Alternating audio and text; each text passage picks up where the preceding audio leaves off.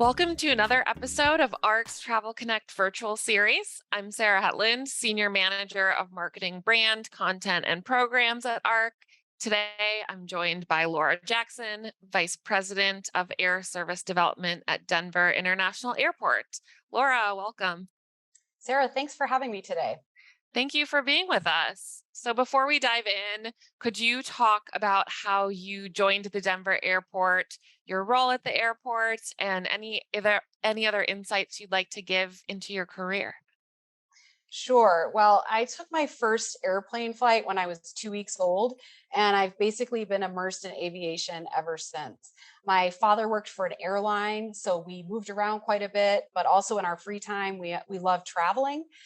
When it was time to go to college, I knew I wanted to study international business. Didn't really know what I would do with that, but I ended up in Denver at a time where we had a mayor that was very interested in globalizing Denver and putting Denver on the world map.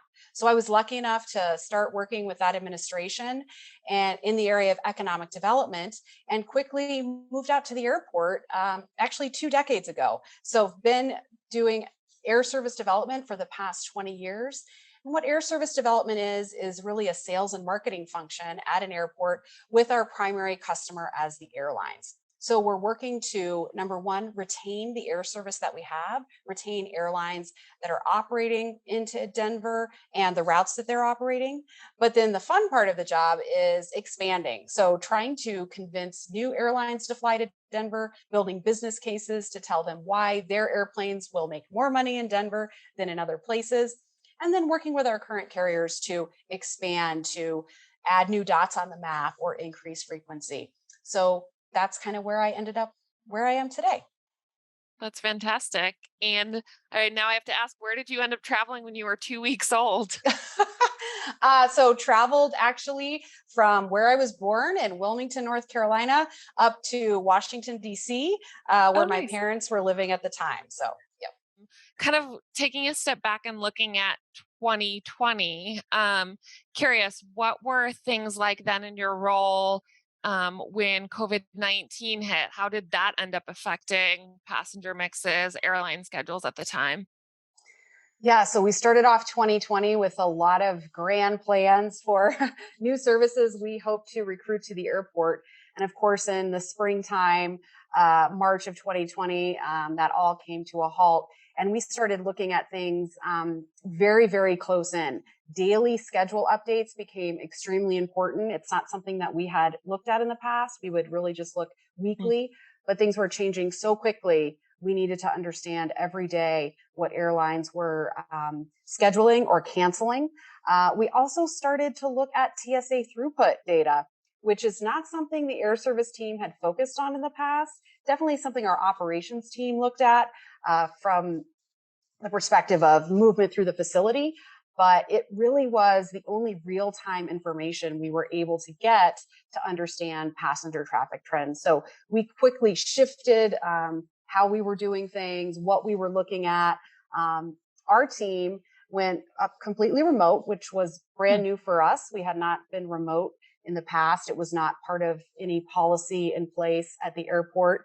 We didn't see each other for months in person and started Teams, Zoom, interactions in that way so that we could leave the people that really needed to be at the airport, keeping their safety in mind that there weren't too many other folks around. So our team stayed 100% remote for over a year, actually, really allowing the other people at the airport to do their job. So it's funny to think back now, 2 years, more than 2 years, back to kind of March and April of 2020. We're still looking at the TSA data. We're still looking at daily schedule changes. So these things have become a part of our normal routine now, some of the data that we began looking at then. That's very interesting. Have you then kept any kind of remote work within your team, or are you all back at the airport now? So the city of Denver has a policy now in place where there is remote work flexibility. So I'm working from home today, but we are in the airport 2 to 3 days a week, or depending on business needs. Makes a lot of sense. Nice. And in addition to kind of internal policies changing in general, There's some instances where the pandemic pushed travel innovation forward. What sort of changed at Denver? Were there benefits in some ways to just the shift that happened with the pandemic? I think early on in the pandemic, we really tried to look at what we could do to be innovative and what was coming next. So in June of 2020, we entered into a partnership with Dayon, which is a biometric security firm. And over the next few months, we worked with Dayon to implement a program called Verifly, which allowed people at the airport to make reservations for TSA lines. And if you're not familiar with Denver, we have a train that goes to our gates. And we also work with Dayon to make sure that people could reserve space on a train where there was limited capacity. So people that were very health conscious really wanted to make sure that social distancing was available. We implemented those strategies in the fall of 2020. And the work in terms of the biometrics, that's something that we're going to continue. We are continuing now. People want to be able to do everything with their phones, and that's great. The airport has rebounded. Our passenger traffic has recovered. We have taken out some of those things that we put on early in COVID. We're no longer able to offer a social distance train car because our passenger traffic is so strong. Looking at recovery and growth over the past 2 years, I know Southwest has expanded its presence in Denver, making it the largest station for Southwest. Also, have seen Denver become the third busiest airport in the world in 2021. Briefly, how have you seen traffic grow over the past 2 years, and what has driven that growth and driven changes? Yeah, so as difficult as the pandemic has been for everyone, it's fascinating from a data analysis perspective. So back in May of 2020, Denver International Airport became the largest operation in the Southwest Airlines network. And Southwest actually first began service to Denver in 2006. So in less than 15 years, Denver was the largest station for Southwest Airlines. In 2021, Denver was the largest operation in terms of flights for three carriers: Frontier, Southwest, and United. Three carriers with very different business models, and Denver was the number one operation for those carriers. We don't know of any other time that an airport has ranked number one in terms of operations for three carriers. It's really remarkable, and it does speak to some of the trends that we witnessed during the pandemic. So, first and foremost, the domestic O&D demand, origination, destination travel demand. Prior to COVID, Denver's passenger traffic was 95% domestic. So at our core, really serving domestic travelers. And those are the types of people that were really allowed to travel during the, first 12 to 18 months of the pandemic when we continued to see international travel restrictions. So in 2020, for half of the year, Denver ranked as the number one airport for TSA throughput. That was very unusual. Prior to COVID, we would typically rank in the top 10, towards the bottom of that top 10 list. But just that insatiable demand, the demand that was there. Now, we weren't reaching 2019 levels, but the demand that was there for access to outdoor spaces, we offer that. So Denver's the gateway to Colorado, to many national parks. You can get in, hop in your car and drive and really be out on your own and very easily social distance. And so we really benefited from that early in the pandemic. Second, Denver's geographic location makes it very natural for connecting passengers. So prior to the pandemic, all three carriers, Frontier, Southwest, and United, flowed and connected a lot of passengers through Denver. Well, we saw that increase even more during the pandemic. Prior to COVID, we were about 65% O&D passengers, 35% connecting passengers. In 2021, we saw a 6-point shift in that number. So 59% O&D passengers and 41% connecting passengers. So as carriers canceled, say, transcontinental routes that really relied more heavily on business travel, they were able to easily connect the lower volumes of passengers through places like Denver. We also know that leisure travelers are a little more price sensitive, and they're maybe more willing to take a connection than a business traveler. Sure. So we benefited from that as well. So those trends in 2021 meant that we ranked as the third busiest airport in the world. I honestly never thought we would see Denver rank so high. In 2019, we ranked as the 16th busiest airport in the world. And so, really, just the domestic volume, we served nearly 60 million passengers in 2021. And so, it was a very, very busy year for us in Denver. That's super interesting. I know ARC data has shown that recently travel to Colorado has been at what it was in 2019. So, not surprising that there is a lot of travelers coming through. And I know Vision 100 is Denver's strategic plan that's going to allow the airport to prepare for and reach 100 million annual passengers. What changes are you making to plan for that future? Yeah, so in 2019, we served 69 million passengers through the airport, so our busiest year ever. In 2022, we're expecting to top that, so over 70 million passengers. And yes, as you mentioned, Vision 100 is our new strategic plan that will carry us um, to to accommodate 100 million passengers, which we expect to occur in the next decade or so. What does that mean? Primarily a lot of construction. So even though Denver International Airport is the newest large major airport in the United States, we are 28 years old, and so we have to expand. The facility, as people know it today, the terminal complex, was really built for 50 million annual passengers. So we've already surpassed that prior to the pandemic. And now we're catching up a little bit in terms of building to make sure we can accommodate future growth. We have a concourse expansion plan that will add 39 new gates to concourses A, B, and C. We have been opening some of those gates. In fact, some just opened earlier this month, and we'll continue that plan until 2024 when all of those gates will be open. Separately, we are expanding our terminal, expanding and upgrading the ticket counter areas. That project will be complete in 2028. All of our airlines will have brand new state-of-the-art ticket counters, easier to accommodate the flow of passengers that is much different from when the airport opened back in 1995. So many people now are using their phones. They don't need to go to the ticket counters. And so really the space needed to be upgraded and reconfigured. So that's what you'll really see. A lot of hard work by many teams at the airport to make sure that we keep that customer experience as good as possible as we grow. Nice. That's fantastic to hear. And kind of as you work through that and other initiatives, how does your team work with the Denver community, some of these destination organizations such as Visit Denver? What's that collaboration like?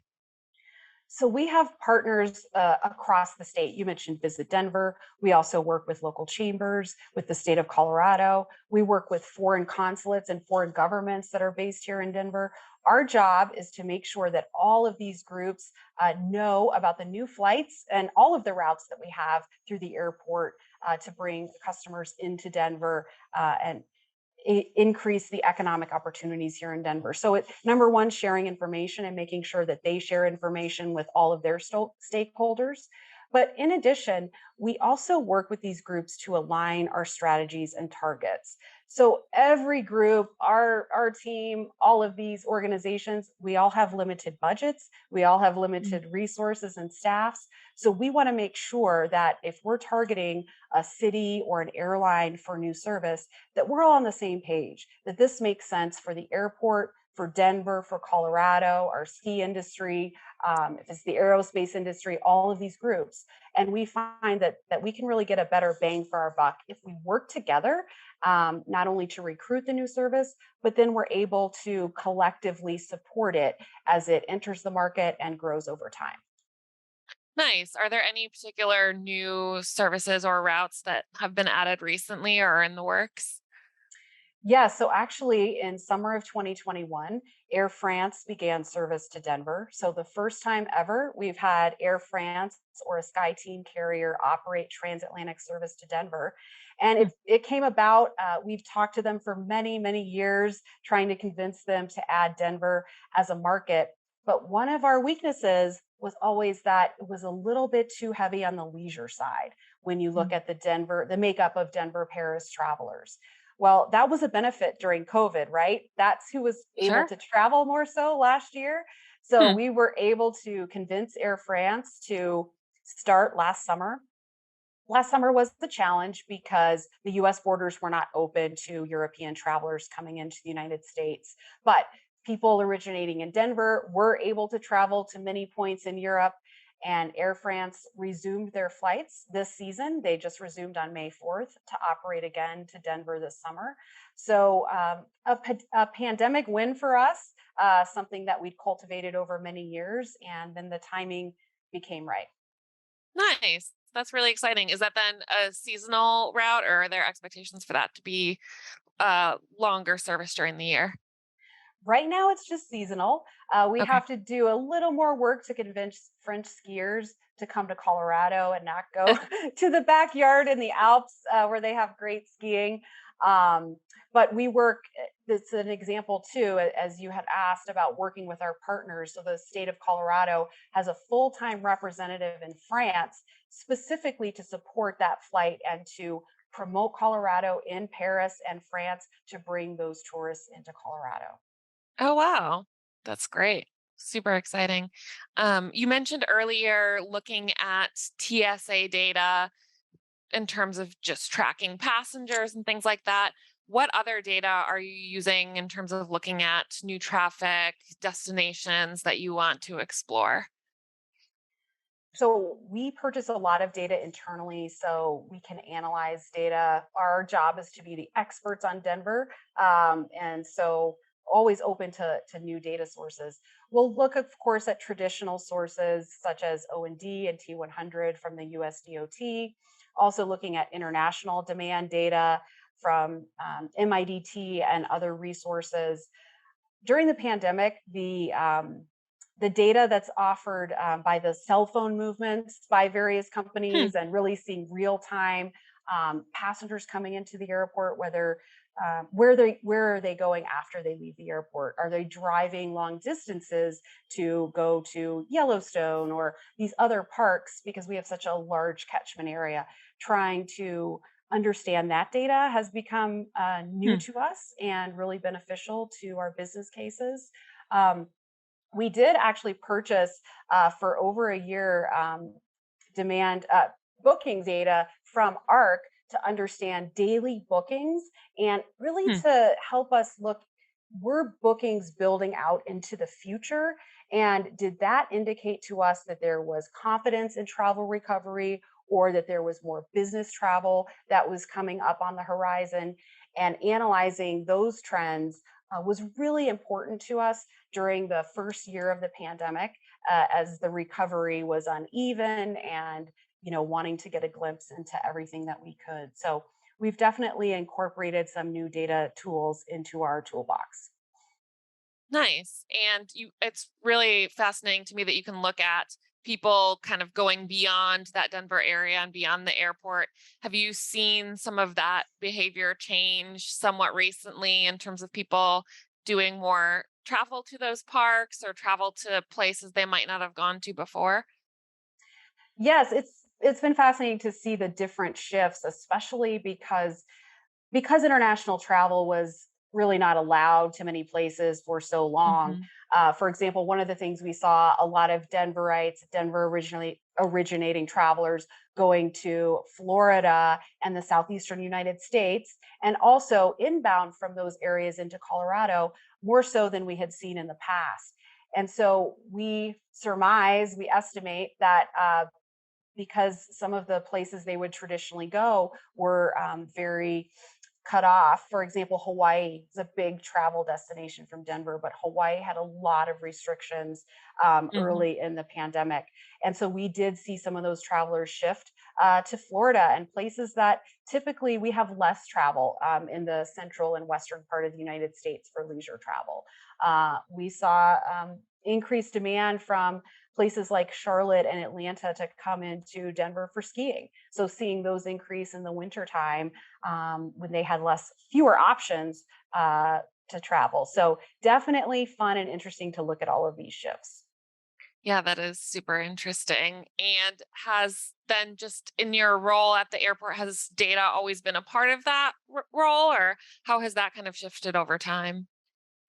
Yeah, so we kind of market ourselves as the airport economists, always looking at data and trends, not just aviation data, but data about the economy in Colorado and all of those things that we need to be able to present to airlines to build our business case. So we've had some really strong fundamentals here in Denver and across the state, really for the past decade, looking at population growth, the corporations that have been moving into Colorado, the number of Hmm. tourists we've been attracting. So it's been a real good story for Denver over the past decade. Nice. That's really interesting. Is there anything else sort of trend wise or with companies coming that you've noticed or that you feel is maybe on the horizon, things shifting? We're continuing to see strong demand for companies from, say, California that are looking for a second headquarter office. Denver has the second most highly educated workforce in the United States. Colorado, second most highly educated workforce, second only to Massachusetts. And that's measured in terms of the percent of the population 25 and older that have a bachelor's degree or higher. So, what we see are these companies that have a demand for talent in the areas of IT, of aerospace, of healthcare, moving here because we have the people that are educated to be able to work in those industries. That's really interesting. Are you seeing then too, in some ways, some of the business travel coming in and out of Denver recovering? I know you mentioned for a while we were also dependent on leisure travel. Is business travel coming back at Denver?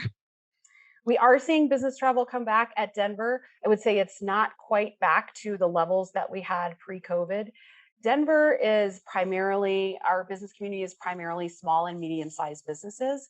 And those businesses do have more flexibility in what we've seen is they have more flexible policies in terms of return to travel, more so than, say, larger Fortune 500 companies. And so Denver benefits from that. I would say our international business travel is continuing to lag the domestic business travel. We are seeing strong interest when I talk to Visit Denver in terms of convention travel. So we're also a big Hmm, convention destination as well, and that's rebounding. International conventions a little bit slower, but domestic conventions definitely rebounding. that makes sense. Nice. Any other big initiatives or new initiatives that your team or the airport is working on? Yeah, I think a couple of things. I I mentioned Vision 100, our new strategic plan that was rolled out earlier this year. So specific to our team, the air service team, one of the pillars, four pillars of Vision 100. So powering our people, advancing and growing our infrastructure, maintaining what we have. As I mentioned, we're an older facility. We have to make sure we're on top of our maintenance. And then finally, expanding global connections. So that's really what our team is responsible for. And our CEO has given us a challenge that he would like to see us obtain service to the continent of Africa. And so Hmm, we have developed, put together a committee here in Denver of interested parties that have connections to the continent of Africa to see how we can really engage and reach that goal. So, a couple of things we're really trying to do here in Denver is engage with external stakeholders. So, that's one example of our committee for Africa. We have another brand new it's called a Citizens Advisory Council. We've never had just citizens sitting on a panel advising the airport on things that they feel can improve the experience. So, really engaging with our stakeholders. Denver International Airport is the largest economic engine in the state of Colorado, generating over $33 billion annually. We employ 30,000 people at the airport. And people here have a real sense of pride and ownership actually in the airport. So we want to make sure we're continuing to engage in the stakeholders. And then, second, another really exciting initiative to support the future is the Center for Excellence and Equity in Aviation. that will be opening at the airport in the next few years, we really want to develop a pipeline of talent for work at the airport, but also for our partners, all of our vendors, our airline partners. How can we make sure that there is talent and there are people available to fill these jobs as we reach 100 million passengers? So that those are a couple of initiatives that are really exciting, may not directly always relate to air service, but really just making sure that the airport is a good member of the community and that we're trying to enhance and advance Denver as a whole. Nice. That's incredible how much a part of the economy then the airport is. Wow. In terms of kind of that inviting those citizens into, I'm just curious, how did you end up finding people to be a part of that group or recruit people to give their input? Yeah, so our PR team put out a news release inviting applications, and so applications came in and they were screened, reviewed, and really we took a geographical Hmm. perspective to say we wanted to make sure that we had representation from all over kind of the metro area of Denver. So we have folks from Denver, but other suburbs um, in and around the area. So uh, looked at it from that perspective.